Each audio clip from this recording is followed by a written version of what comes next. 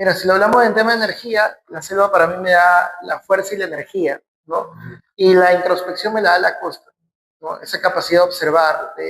Y el cuadro de dibujo se convirtió en mi mejor medio de expresión, ¿no? De alguna manera hemos vivido una pandemia, y a Dios gracias nunca me dio COVID, ¿no? Y creo era porque yo practicaba todos los días dibujo, ¿no? Les aconsejo o les digo que si ustedes empiezan a dibujar se van a sentir mucho mejor. Y eso es un plus increíble. Les puede cambiar la vida a las personas. Yo he sido testigo de personas a las que, sin querer queriendo, como dicen, ¿no? Yo les he cambiado la vida en el sentido de que han empezado a dibujar y nunca los dejó el dibujo. Justo yo hago que escriban en la parte de atrás por qué se inspiraron, en qué se inspiraron, ¿no? Y todos ellos, o muchos de ellos, me dicen, bueno, siempre en la parte racional, bueno, decidí hacer esto porque, y además me sentía así. Yo soy un convencido que todos podríamos practicar arte, o sea, no hay excusa que el arte es caro, que cosas, porque hay materiales para todos, hay una democracia últimamente en todo lo que es, digamos, diversidad de útiles para pintar y también medios para hacerlo, ¿no? Y yo pienso que la IA nos empuja a eso también, a generarnos, digamos, la capacidad de fomentar algo artístico, ¿no? Pero tiene que ver ese, digamos, esa vocación o esa claridad de las personas de que la inteligencia artificial no nos va a dominar, sino lo vamos a usar a nuestro favor. ¿Para qué sirve el arte en este momento? Mira, primero,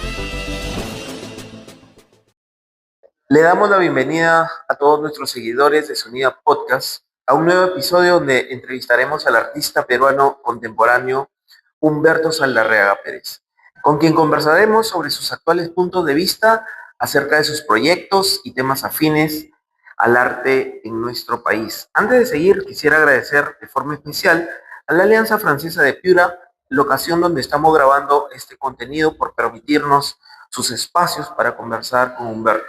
Le saluda a su amigo Erickson Cardosa en la conducción. Y ahora sí, bienvenido Humberto a Sonida Podcast. Gracias por esta tertulia contigo. muchas gracias, Erickson. Muchas gracias a todos los seguidores de Sonía. Hoy vamos a conversar un poco de arte y también de mi exposición HS15 aquí en la Alianza Francesa Piura.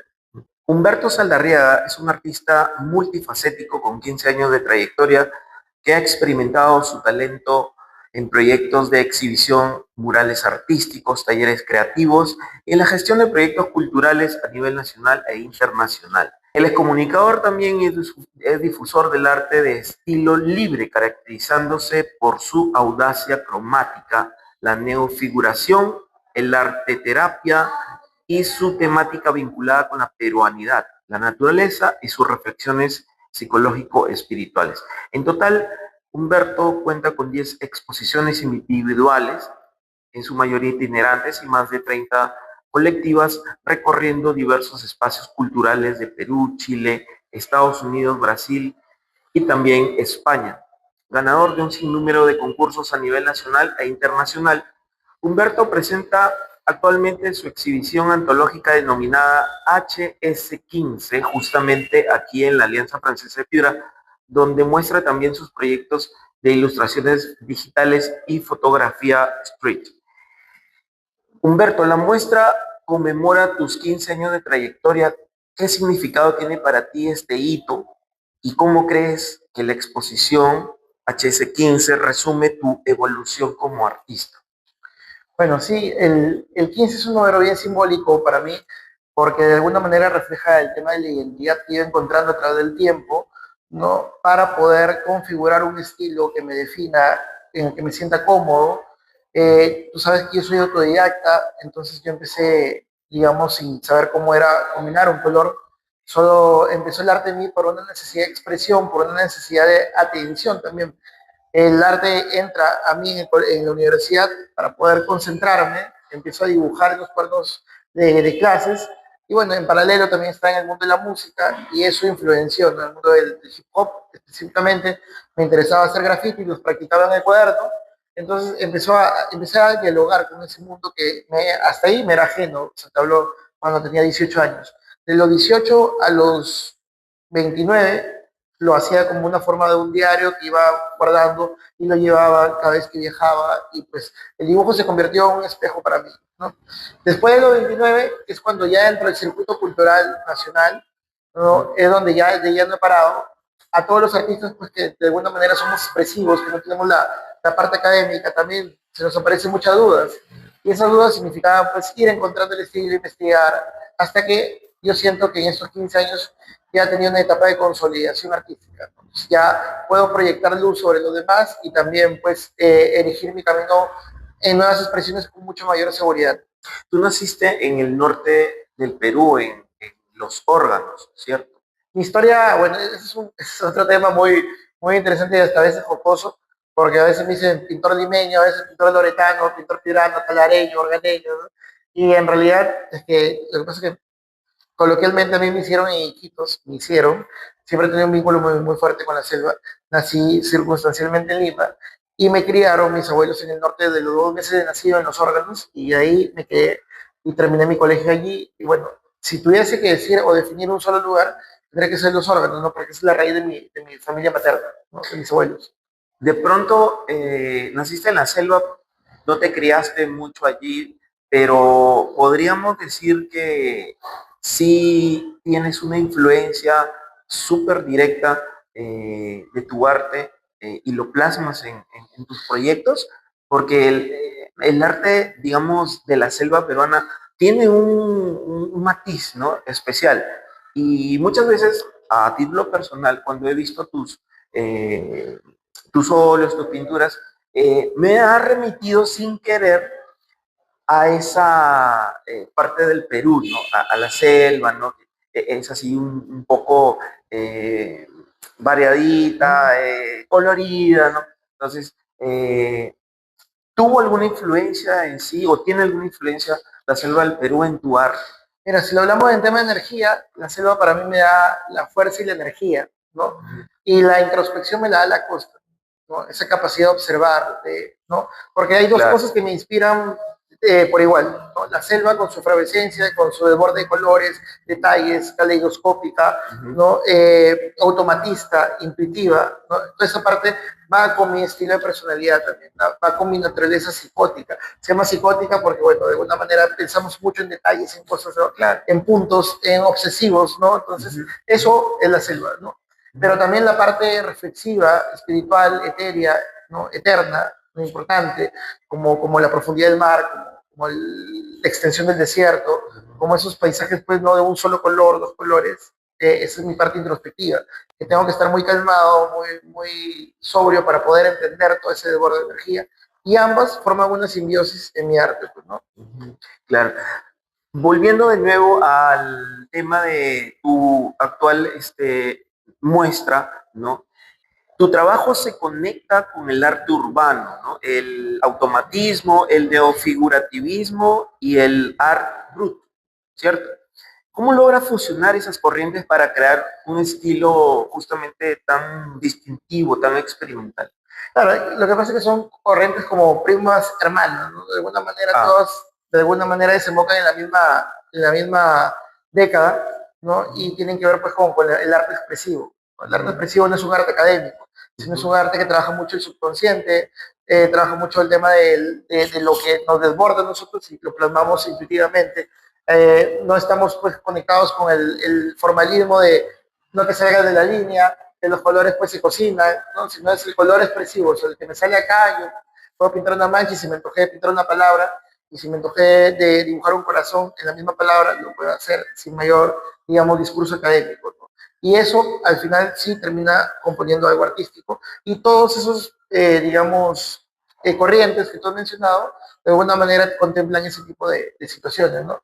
Pero cada uno con su vertiente, con sus matices, entonces yo digo, wow, esto me encanta y bueno, si algún día quiero pintar con spray, lo voy a hacer porque domino el spray y eso es más tirado al mundo del arte urbano, al mundo del graffiti, ¿no? Si algún día pues quiero hacer muralismo en pared, hago látex y empiezo un podcast, también se relaciona un poco. Si estoy en mi cuaderno de dibujo, empiezo a hacer un poco de neofigurativismo, ¿no? O informalismo, entonces todo va. Y el art brut viene por el lado, como te digo, de lo no académico. O sea, yo sí he tenido alguna formación académica, pero cursos libres, ¿no? Pero he tratado de lo demás que sea autodidacta, ¿no? Porque el arte expresivo de alguna manera acá ha sido poco investigado. ¿No? Claro. Entonces, por lo general encuentran muchos estudios sobre el arte académico, pero como el arte expresivo se relaciona mucho con la psicología, con otras ramas, incluso con los medios, ¿no? Entonces es muy poco abordado. Y eso es lo que yo he ido investigando en el transcurso del tiempo, ¿no? Toda esta expresividad que manifiestas en tus obras, tú las haces, digamos, de forma consciente, o sea, cuando estás realizando tus obras, estás pensando en que quien va a apreciarlas, a observarlas, va a sentir tal o cual cosa. Mira, justo como le comento también a mis alumnos, el artista siempre tiene una intención, ¿no? O sea, hay una cosa muy importante en el arte, ¿no? La inspiración, que es la parte interna, y la intención es lo que tú comunicas, la parte externa, ¿no? Entonces, dentro de la parte de intención, yo trabajo diversos formatos. Por ejemplo, mi formato del diario, o sea, el día a día que yo pinto todos los días o interdiario, ya, ahí es simplemente yo vuelco todo lo que quiero, ¿no? O sea, sin poner mayor precisión. Solo agarro de la hoja en blanco, canalizo y empiezo, por ejemplo, con un círculo o un cuadrado y de ahí termina siendo pues un paisaje, digamos. Entonces, y de ahí le encuentro el sentido, porque he hecho esto, ¿no?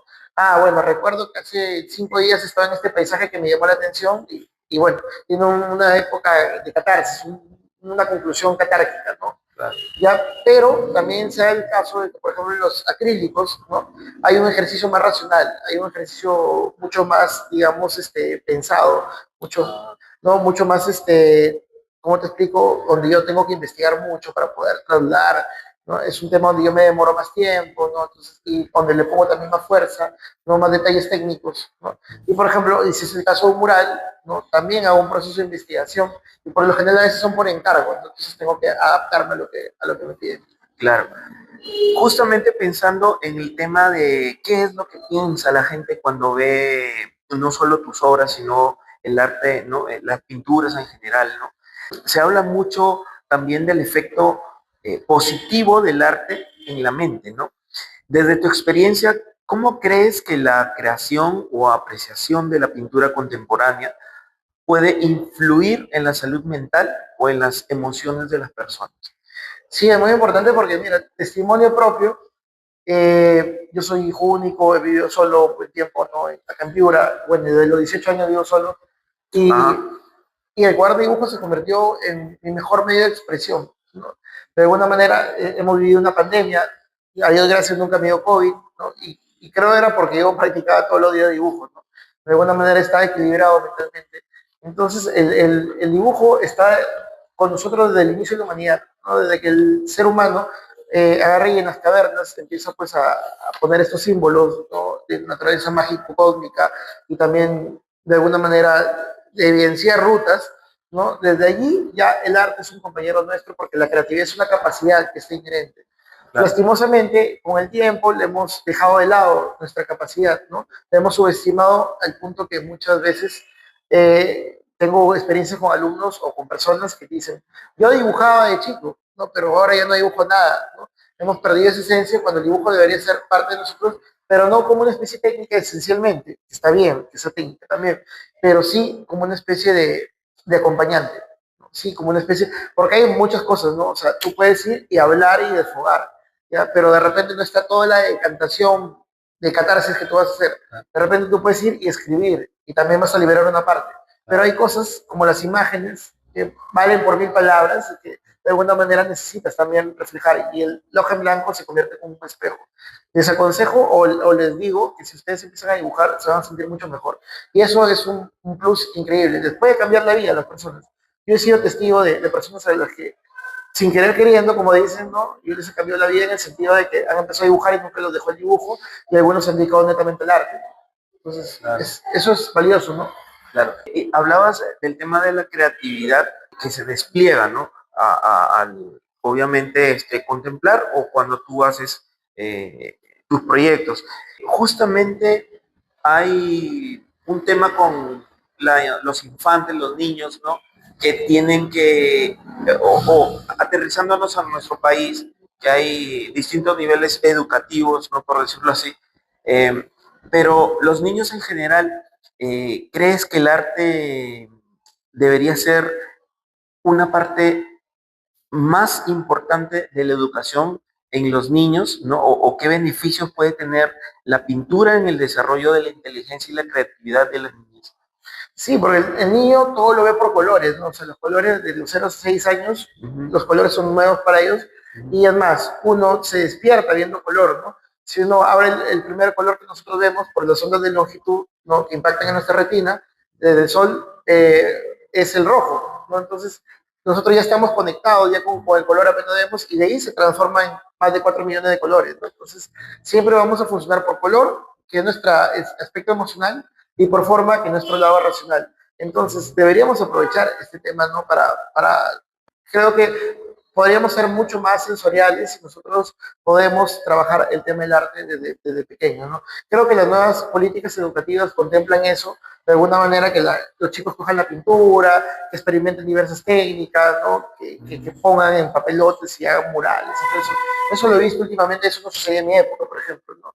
O sea, así de plano, ¿no? Entonces, más bien pintar era pues prácticamente un tabú, digamos, ¿no? Porque ya ahora los papás son más permisivos con eso, ¿no? Ahora en un departamento te pueden poner un papelote y ahí puedes rayar, ¿no? Pero en mi época, pues, ¿no?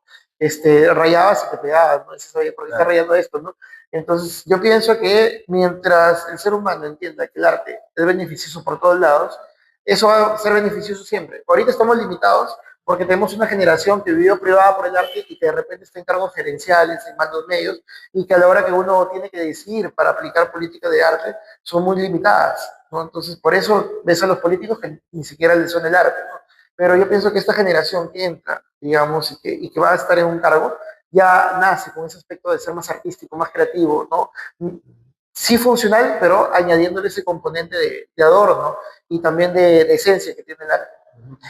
Basándonos en tu respuesta, el niño al experimentar con el arte, ¿tú crees que despierta también inherentemente el sentido de la libertad humana? Sí, mira, yo lo vivo todos los días cuando le dicto talleres o clases a mis alumnos, ¿no? El niño, por ejemplo, el niño siempre va a tomar de modelo a alguien mayor, ¿no? Entonces, se basa en eso. Entonces, si tú le dices, mira, el camino es esto, tú puedes hacer lo que tú quieras, ¿no? Pues, porque te dice, profe, ¿cómo lo hago? ¿Horizontal o vertical, no? Desde ahí ya está preguntándote porque tú eres una figura de autoridad, ¿no?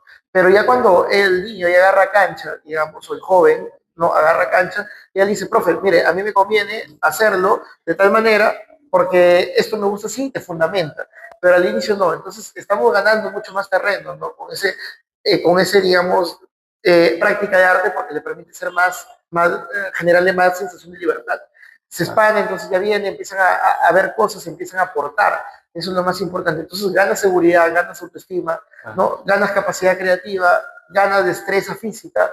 Entonces son muchas cosas y rapidez mental, porque el arte está muy conectado con la matemática, por ejemplo, ¿no? Entonces, de alguna manera te hace mucho más hábil en la manera cerebral. Y también a los chicos, a los jóvenes que ya tienen el tema emocional, les permite dialogar con ellos mismos, ¿no? Profe, justo yo hago que escriban en la parte de atrás por qué se inspiraron, en qué se inspiraron, ¿no? Y todos ellos, o muchos de ellos dicen, bueno, siempre en la parte racional, bueno, decidí hacer esto porque, y además me sentía así, ¿no? Entonces están conectados la parte racional con la emocional. Entonces están los dos mundos circulando en un dibujo que puede parecer muy simple, ¿no? Entonces eso es lo muy, muy importante en el arte, porque de alguna manera eso sirve para la vida. En tu expo combinas acrílico, óleo pastel, ilustraciones digitales también, ¿no? Sí, sí, sí. Fotografía. ¿Cómo decides qué medio es el mejor para expresar la idea detrás de cada obra tuya, ¿no? ¿Qué te ha llevado a explorar el arte digital y la fotografía también? Sí, quizás sea, por ejemplo, la libertad que uno tiene, ¿no? La libertad que uno tiene para crear, ¿no? Porque va de acuerdo a la personalidad de cada uno, ¿no? Si yo me pusiese muchos límites, por ejemplo, ah, ya tengo que hacer esto, pero ha habido, por ejemplo, lo más básico es la disciplina también para generar el hábito. Entonces, Ujú. como te comentaba, yo todos los días o interdiario agarro y me hago mis 2 horitas de dibujo, hora y media mínimo, y empiezo con los cuadernos chicos, cuadernos, tengo A5, A4, A3, pero hay cosas que me impactan más y digo, wow, esto lo voy a trasladar al acrílico, ¿no? Porque de alguna manera tiene, me lo imagino, o sea, me lo visiono también por la textura, por el tamaño, ¿no? Quizá pues por el proceso de investigación que puedo generar, o por las series que puedo tomar, puedo hacer varias versiones, ¿no? Digamos. Entonces digo, wow. Y en el caso de la fotografía, viene por el lado que yo siempre viajo y el viajar me inspira mucho a, digamos, eh, a tomar fotos, ¿no? Y aparte por mi formación de comunicador, también inclinado hacia el sector audiovisual, ¿no? Entonces me gusta mucho la fotografía. Entonces cualquier cosa, y sigo mucho el arte callejero, o sea, que también va de la mano, pues, o sea, con todo este mundo urbano, con estas cosas, ¿no? Entonces, de alguna manera me gusta captar el momento pues, que sea una palabra, que tú ves escrito en una pared, o una sonrisa de alguien que sonríe espontáneamente, o de un carro que es muy gracioso, ¿no? Entonces, eso es lo que me alimenta. Y en el caso de la ilustración digital, bueno, uno se tiene que acomodar a los nuevos medios, Ujú. a la nueva evolución de uno, o sea, y cómo van avanzando los tiempos, pero este caso fue en pandemia, ¿no? O sea, justo en pandemia yo iba a viajar a otro lado, que tampoco viajé, porque, o sea, cerraron los vuelos y todo, y me Claro. quedé en la casa de un amigo, ¿no? 70 días, y mis cosas de arte estaban por acá, por el norte, y yo estaba por Lima. Entonces, ¿no? Y en ese momento las librerías cerradas, ¿no? Entonces no te Claro. vendían nada. ¿Y ahora qué hago? Si yo soy, como te digo, una persona que pinta cada día o interdiario. Y con el tiempo de libre que tenía, escucha, te quedaba como, ¿y ahora qué hago? Quiero. Hasta que me recomendaron, bájate una aplicación en el celular y justo en una aplicación básica y empecé a pintar con el dedo. Y ahora, bueno, a la fecha, esa aplicación me permitió generar mis propias mascarillas, me permitió generar cojines, polos, cosas así, ¿no? Incluso trabajar con marcas a partir de eso. ¿Ya? Y en base a eso he ido realizando más de 500 ilustraciones digitales desde el 2020 hasta acá, ¿no? Y ese es el proyecto que quiero lanzar el otro año, ¿no? Que en esta exposición de acá, si ves un adelanto de esa colección, por ejemplo. Claro. Mira, hablas justamente de que tú mismo innovaste tu performance artística, ¿no? Generar mascarillas, cosas por el estilo que no necesariamente son arte, ¿no? Claro, es un producto. Innovaste. A partir de lo que mencionas, que es una aplicación, ¿no? Justamente el mundo digital está explosivamente metiéndose en todos los sectores, ¿no? Por decirlo de alguna manera, del mundo, y el arte, ¿no? El artista no es la excepción. ¿Crees que puedan coexistir la inteligencia artificial y el arte contemporáneo, dado que se dice que justamente las herramientas de inteligencia artificial ya son parte de la eliminación de varias áreas académicas, ¿no? Incluso de algunas profesiones, ¿no? Se menciona mucho eso. Sí, mira, yo justamente esa también es una pregunta que le planteé a mis alumnos, ¿no? Y de alguna manera yo sí pienso que como medio, que es la inteligencia artificial, porque no es el fin, es algo que se le vea como un fin, ahí sí sería un problema. Si es un medio, sirve para dos cosas, para lo bueno y para lo malo.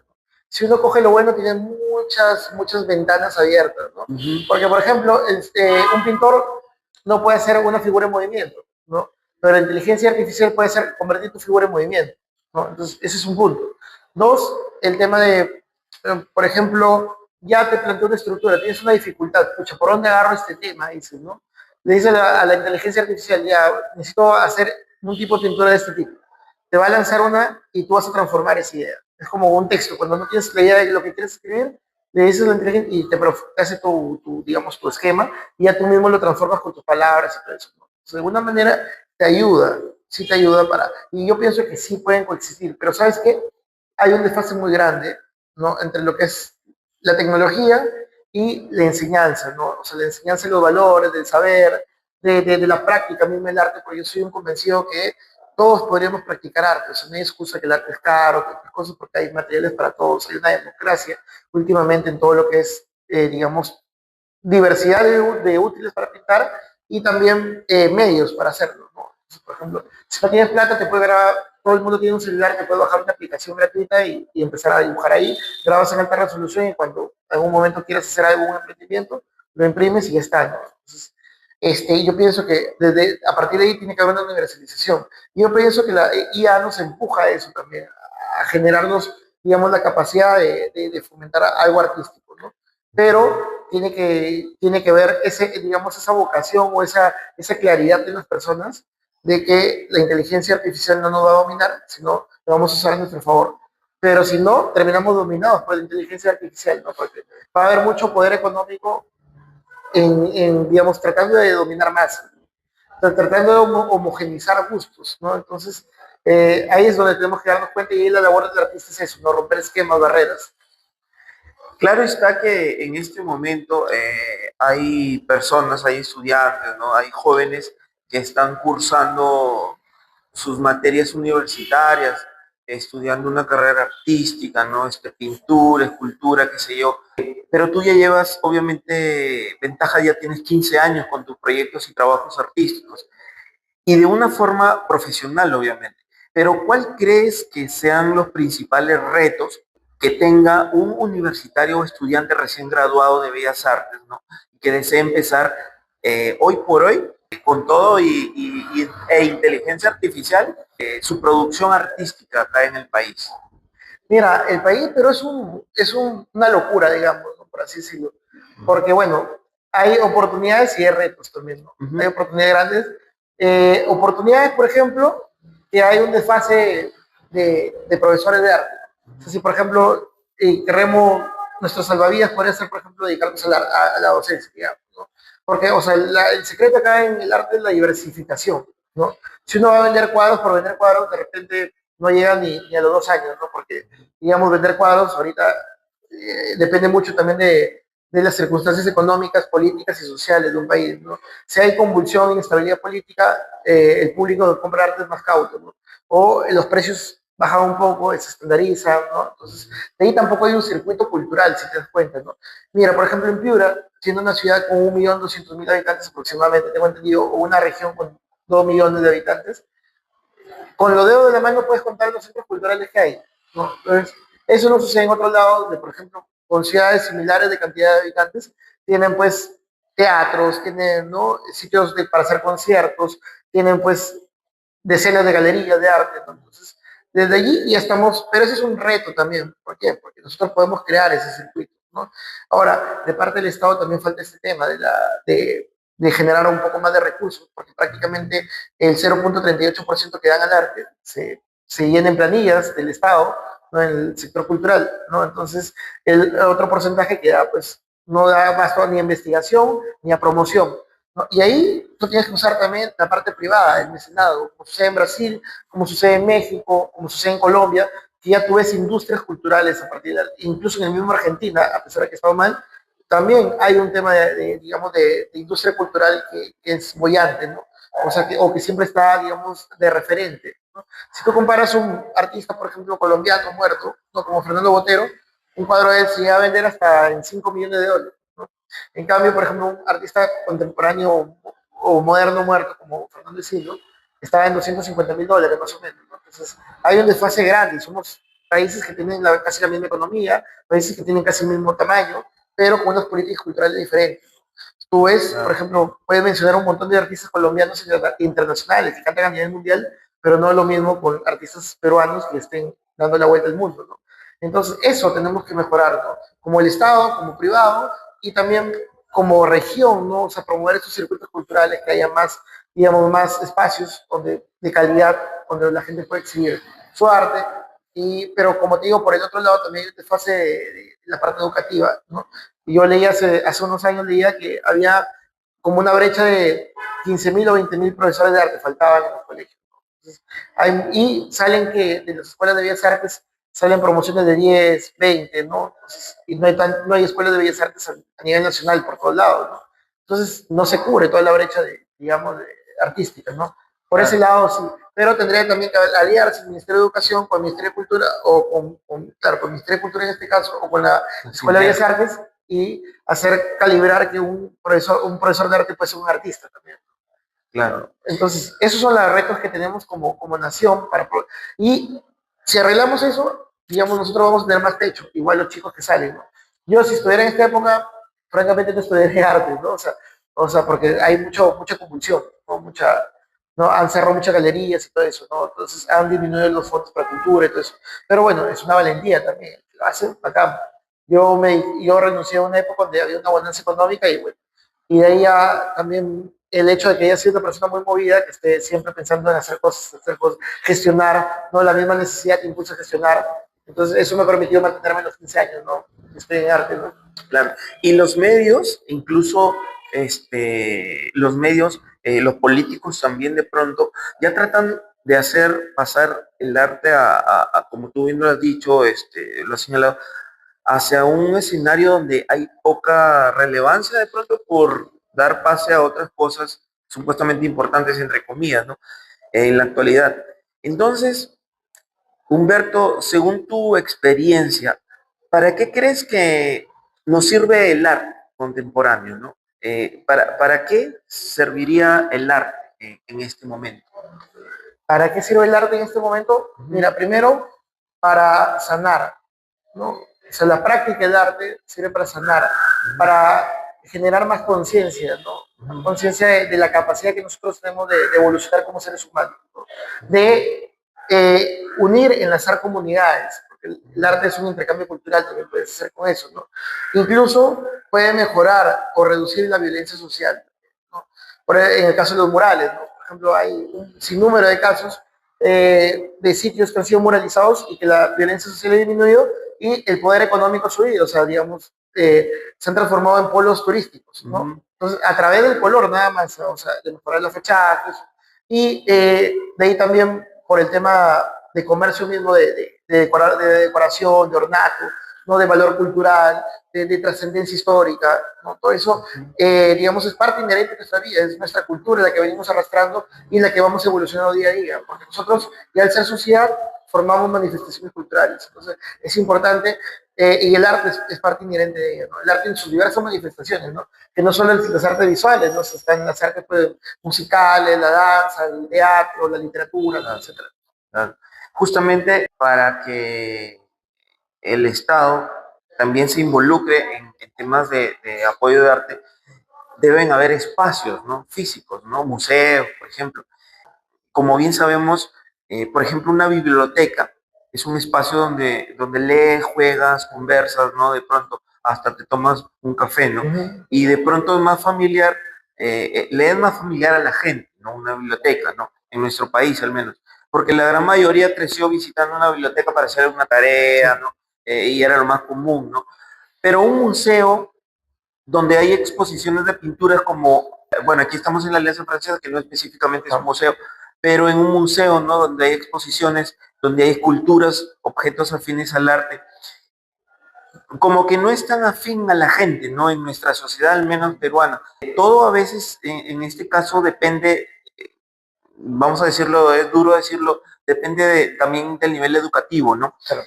Puedes ensayar algunas ideas de cómo hacer de pronto para que los museos comiencen a hacerse más familiares a la sociedad, ¿no? A los niños, a los padres, especialmente, ¿no? Sí, lo que pasa es que, por ejemplo, se concibe desde las personas que hacen los museos, muchas veces, no todas, porque hay una nueva corriente que trabaja el aspecto lúdico del museo, ¿no? Donde Ya. en el museo, por ejemplo, tú vas al Mali, que es el Museo de Arte de Lima, ya, donde es un espacio, bueno, además de bonito, ¿no? Por la arquitectura que tiene muebles donde tú te sientas, empiezas a jugar, tienes unas tiendas, tienes un sitio donde hay un bar y también hay un sitio donde te venden café, ¿no? Y aparte, pues tienes, hacen conciertos, ¿no? Hacen, digamos, dinámicas muy chéveres con juegos y todo eso. O tú vas al Museo de las Tumbas de Tucumán, por ejemplo, ¿no? Entonces, claro, aquí nomás, señor muy lejos, Chiclayo, y tienes cosas lúdicas, ¿no? A ver, levanta esto y se apagan ciertas cosas, ¿no?